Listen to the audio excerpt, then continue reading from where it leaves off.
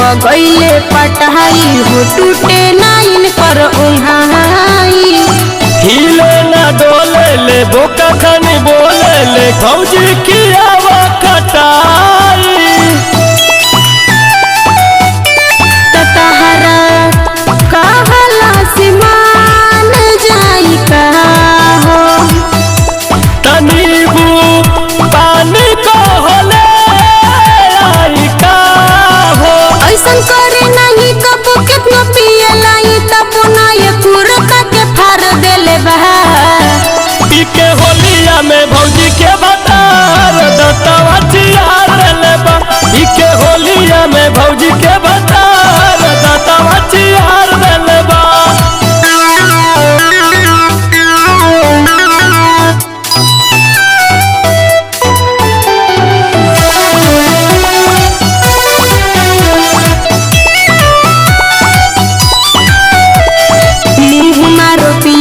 के इनका साथे जियला के जातानी हम नहीं रहो। मान जाए भौजी बनावन कलौजी कर तू बड़ी सबर हो।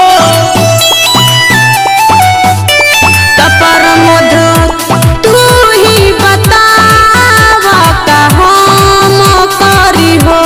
तो अंशु ले आवा सुना इनका के जोड़ी हो। ठीक लागत नहीं के रहन करी के तनल सहन पप्पू प्रीतम बिगाड़ देले बहा। पीके होलिया में भौजी